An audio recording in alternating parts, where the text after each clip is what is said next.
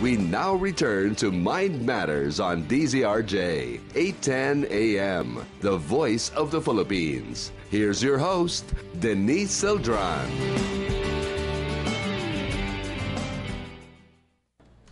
Hello, and we're back, and we have a caller. We have two callers, but we'll take Anne de la Cruz of Quezon City first. Hello. Hi. Hello, yeah, Anne. good morning, Ms. Denise. Morning. Hi. Hello. Yes. Hello, can you hear me? Yes, I can. Yeah, my first time to call. Oh, welcome. Okay, your topic is how can a problem, how's that again? How to say no problem to your problems. Yeah, how can I say no to my problem? Actually, my problem is this. Mm-hmm. Now, now since business is not good, parang I lost interest also to my business because it's it's not really working, no? Mm-hmm. So parang I feel so tamad, parang I don't, unlike before, naghahanap ako ng matatrabaho. But this time, ang tamad-tamad ko. How can that be? I guess you're not inspired anymore because it's going bad. So you have to find a way how to rekindle the passion in what you're doing. You know, find a way to get inspired. I don't know what your business is, but find what was it that sparked it in the first place that made you want to. And people can see that in your products. If you're inspired and you're there, they can feel that energy through whatever it is that you're selling or whatever service that you're offering. But if you're not inspired, people can sense that also. I don't know if you So how can I get back that inspiration? Oh my gosh. Well, that's why I was talking earlier about having a practice, doing something, spiritual, or maybe doing something that will take you out of your boundaries, like a trip, or I don't know, something that will take you out of your own limitations. And that's up to you to figure out already, to do something that will challenge you to do go beyond your boundaries. Okay, I cannot change my business naman because nowadays it's so hard to put up another business. Mm-hmm. Mm-hmm. No? So I guess get clear about it. What is it that is uninspiring? What is it that is, accepting the situation? I mean, you're accepting the situation that business is not good. Yeah, business is not good. And then looking or having the kind of, for asking other people, where can you seek help? How can you market differently?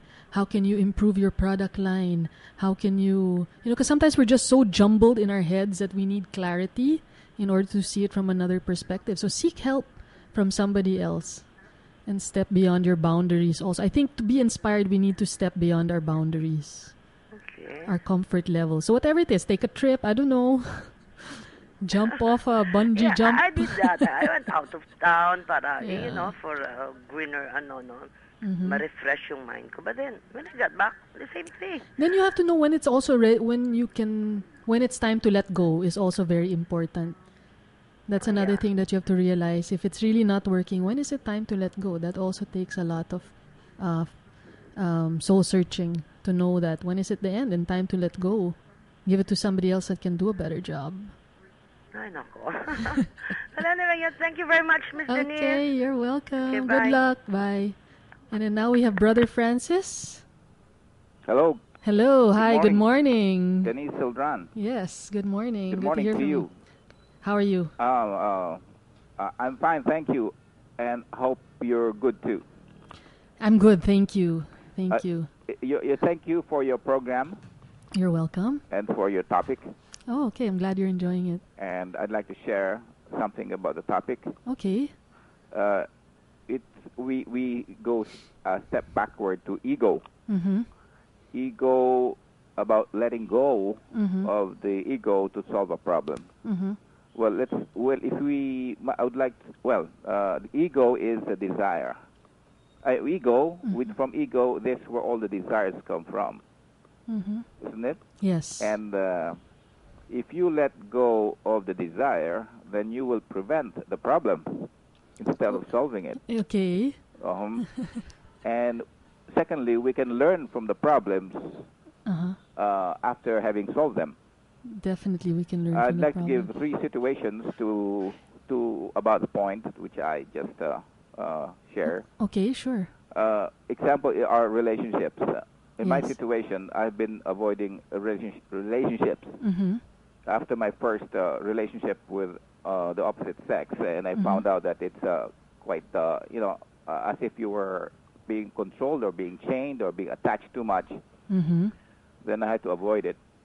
That's why the second relationship I had was about, presumably about 20 years after. Yes. My father was wondering why I wasn't married at 42. Okay. So he found somebody for me. Okay. so I'm sorry, I'm laughing because my father's wondering why I'm not married at 42. Pardon me? Same thing. I'm 42 and I'm not married. My father's wondering the same thing. But it's a joke. Oh, okay. Continue. I'm married at 42. I was forced to marry at 42. Okay. Anyway, and secondly, you have to avoid post-marital relationships.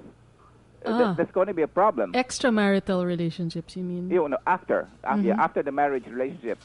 Yeah, extra. That's going to be a problem. So if your egos and your ego's desire would say, it's nice to have another relationship. Well, no. Might as well prevent it. It's true what you said about ego again being the culprit. And, relationships involves friends. And friends who are now in my age, they're now retiring and they don't know what to do and they start bothering me and other people. You have to, avoid them. Okay. Okay. Then secondly is the internet or something to do with computers. I have had a very hard decision whether to get one computer and have internet access or not.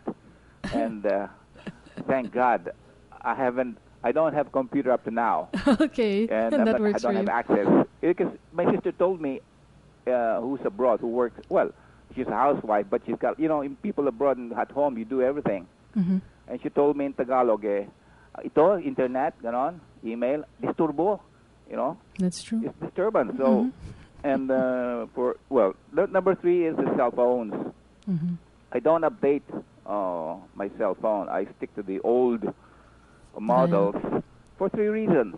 Okay. And number 1 is, it's cheap. Secondly, if it gets lost, so it's okay. No big deal. And number 3, when it has to be repaired, they don't want to have to charge you more than the cell phone cost, right? That's true. So it's all a matter of ego. You're right. It's good you reminded us about that. That in your case, you have a problem. You look at your ego. In my case, to prevent the problem, you look at your ego's desire. Yun lang po. Okay. Thank you very much, Denise. Thank you. And I have the third caller, Nonoy. Hello. Good morning. Morning, Ma'am Denise. Good morning. Tagalogin ko na ulit, ano? Yes, definitely. Yes. Pinag-uusapan natin ang problema, ano? Darating lang tayo sa punto to the point to get rid of the problem kapag na-attain na natin yung tinatawag na detachment. Yes. Detachment saan? All kinds of attachment, all our desires. Sabi nga ng Gautama Buddha, you can never jump into the center unless you get rid of all your desires. But how are we able to do this when we are not aware of what desires are? Yes. For now, for the time being, kailan ba tayo nagkakaproblema, mga kaibigan?